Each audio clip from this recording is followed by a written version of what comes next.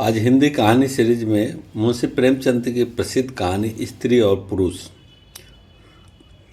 ये इस प्रकार है। बिपिन बाबू के लिए स्त्री संसार की सुंदर वस्तु थी। वह कवि थे और उनकी कविता के लिए स्त्रियों के रूप और यौवन की प्रशंसा इस सबसे चिंताकर्षक विषय था। उनकी दृष्टि में स्त्री जगत में व्याप्त कोमलता, माधुर्य और अलंकारों की सजीव प्रतिमा थी। जबान पर स्त्री का नाम आते ही उनकी आंख जगमगा उठती थी, कान खड़े हो जाते थे, मानो किसी रसिक ने गाने की आवाज़ सुन ली हो। जब से होश संभाला तभी से उन्होंने उस सुंदरी की कल्पना करनी शुरू की जो उसके हृदय की रानी होगी। उसमें उषा की प्रफुल्लता होगी, पुष्प की कोमलता, कुंदन की चमक, बसंत की छवि, कोयल की ध्वनि, वह कवि वर्णित सभी उपमाओं से विभूषित होगी। वह उस कल्पित मूर्ति के उपासक थे। कविताओं में उनका गुण गाते वह दिन भी समीप आ गया जब उनकी आशाएं हरे भरे पत्तों से लहराएंगी, उनकी मुरादें पूरी होगी। कॉलेज की अंतिम परीक्षा समाप्त हो गई थी और विवाह के संदेश आने लगे थे। विवाह तय हो गया। बिपिन बाबू ने कन्या को देखने का बहुत आग्रह किया, लेकिन जब उनके मामू ने विश्वास दिलाया कि लड़की बहुत ही रूपवती है, मैंने अपनी आंखों से देखा है, तब वह राजी हो गए। धूमधाम से बारात निकली और विवाह का मुहूर्त आया। वधू आभूषणों से सजी हुई मंडप में आई तो बिपिन को उनके हाथ पांव नजर आए। कितनी सुंदर उंगलियां थी, मानो दीप शिखाएं हो। अंगों की शोभा कितनी मनोहारिणी थी। बिपिन फूले न समाये। दूसरे दिन वधू विदा हुई तो वह उनके दर्शनों के लिए इतने अधीर हुए कि ज्यों ही रास्ते में कहारों ने पालकी रखकर मुंह हाथ धोना शुरू किया, आप चुपके से वधू के पास जा पहुँचे। वह घूंघट हटाए, पालकी से सिर निकाले बाहर झांक रही थी। बिपिन की निगाह उस पर पड़ गई। यह वह परम सुंदरी रमणी न थी जिसकी उन्होंने कल्पना की थी, जिसकी वह वर्षों से कल्पना कर रहे थे। यह एक चौड़े मुंह, चिपटी नाक और फूले हुए गालों वाली कुरूप स्त्री थी। रंग गोरा था पर उसमें लाली के बदले सफ़ेदी थी। और फिर रंग कैसा ही सुंदर हो, रूप की कमी नहीं पूरी कर सकता। बिपिन का सारा उत्साह ठंडा पड़ गया। हाँ, इसे मेरे ही गले पड़ना था। क्या इसके लिए समस्त संसार में और कोई न मिलता था? उन्हें अपने मामू पर क्रोध आया जिसने वधू की तारीफों के पुल बांध दिए थे। अगर इस वक्त वह मिल जाते तो बिपिन उनकी ऐसी खबर लेता कि वह भी याद करते। जब कहारों ने फिर पालकियां उठाई तो बिपिन मन में सोचने लगा, इस स्त्री के साथ कैसे मैं बोलूँगा, कैसे इसके साथ जीवन काटूँगा। इसकी ओर ताकने से ही घृणा होती है। ऐसी कुरूपा स्त्रियां भी संसार में हैं। इसका मुझे अब तक पता न था। क्या मुंह ईश्वर ने बनाया है? क्या आँखें हैं? मैं और सारे आयबों की ओर से आंखें बंद कर लेता, लेकिन वह चौड़ा सा मुंह। भगवान, क्या तुम्हें मुझी पर यह वज्रपात करना था? बिपिन हो अपना जीवन नरक सा जान पड़ता था। वह अपने मामू से लड़ा, ससुर को लंबा खर्रा लिखकर फटकारा, माँ बाप से हुज्जत की, और जब इसमें शांति न हुई तो कहीं भाग जाने की बात सोचने लगा। आशा पर उसे दया अवश्य आती थी। वह अपने को समझता कि इसमें उस बेचारी का क्या दोष है। उसने जबरदस्ती तो मुझसे विवाह किया नहीं, लेकिन यह दया और यह विचार उस घृणा को न जीत सकता था जो आशा को देखते ही उसके रोम रोम में व्याप्त हो जाती थी।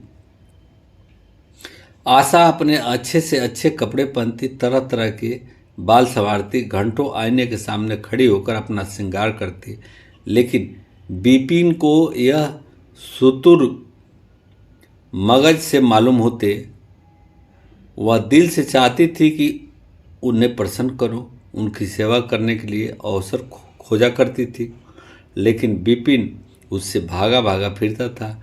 अगर कभी भेंट हो जाती तो कुछ ऐसी जली कटी बातें करने लगता कि आशा रोती हुई वहां से चली जाती। सबसे बुरी बात यह थी कि उसका चरित्र भ्रष्ट होने लगा। वह यह भूल जाने की चेष्टा करने लगा कि मेरा विवाह हो गया है। कई कई दिनों के बाद आशा को उसके दर्शन न होते। वह उसके कहे की आवाज़ें बाहर से आती हुई सुनती, झरोखे से देखती कि वह दोस्तों के गले में हाथ डाले सैर करने जा रहा है, तड़प कर रह जाती।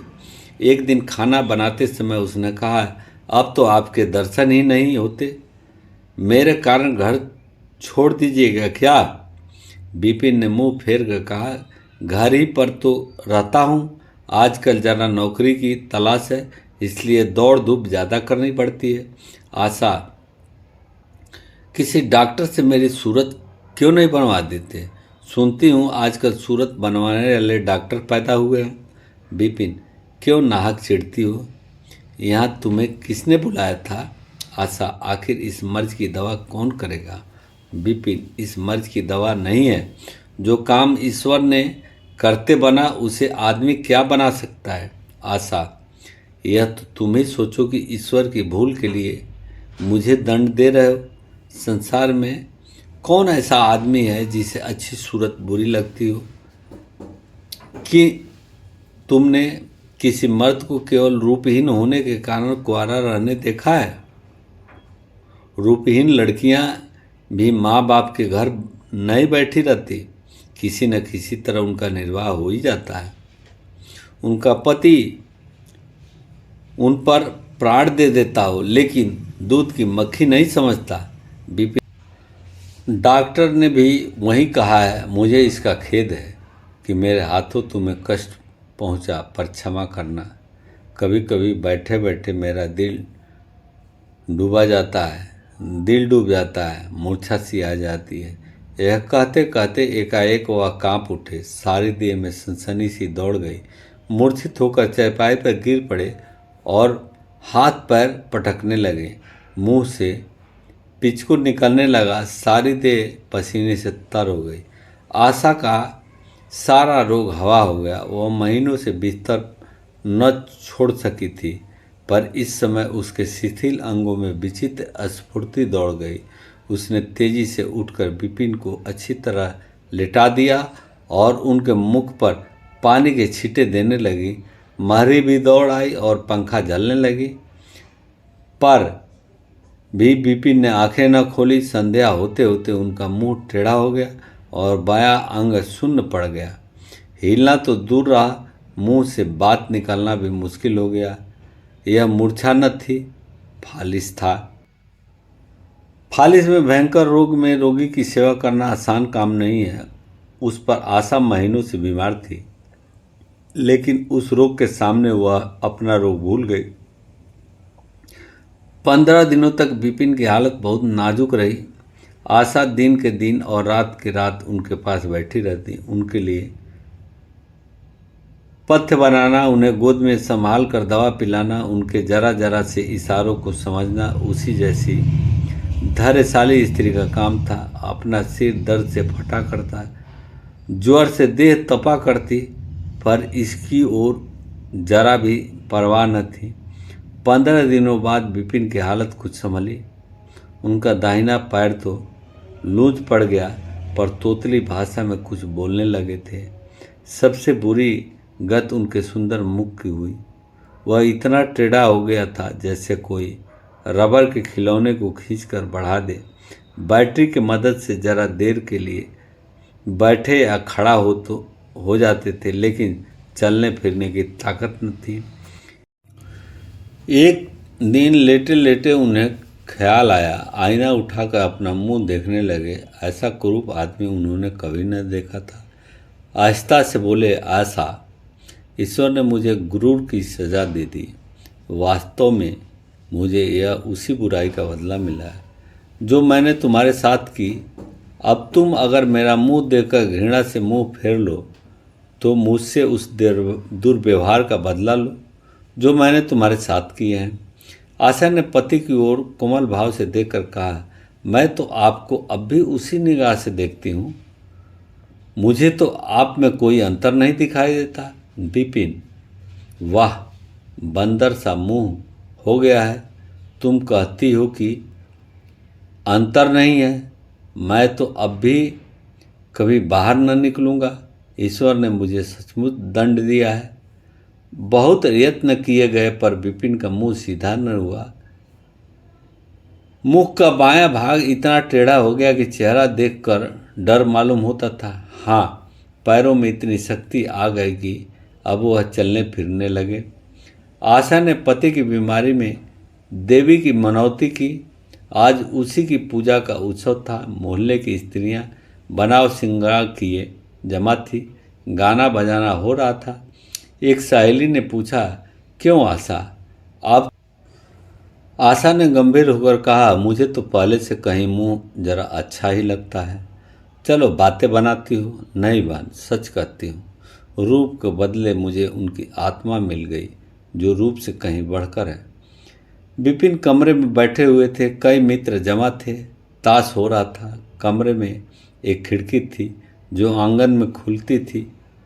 इस वक्त वह बंद थी। एक मित्र ने उसे चुपके से खोल दिया। एक मित्र ने उसे चुपके से और शीशे से झांक कर विपिन से कहा, आज तो तुम्हारे यहाँ परियों का जमघट है विपिन, बंद कर दो। अजी जरा देखो तो कैसी कैसी सूरतें हैं। तुम्हें इन सबों में कौन सी सबसे अच्छी मालूम होती है? विपिन ने उड़ती हुई नज़रों से देखकर कहा, मुझे तो वही सबसे अच्छी मालूम होती है जो थाल में फूल रख रही है। वाह री आपकी निगाह, क्या सूरत के साथ तुम्हारी निगाह भी बिगड़ गई। मुझे तो वह सबसे बदसूरत मालूम होती है, इसलिए कि तुम उसकी सूरत देखते हो और मैं उसकी आत्मा को देखता हूँ। अच्छा, यही मिसेज विपिन है? जी हाँ, यह वही देवी है। यह कहानी यहीं समाप्त होती है और अगर अच्छा लगे तो लाइक कीजिए, शेयर कीजिए, सब्सक्राइब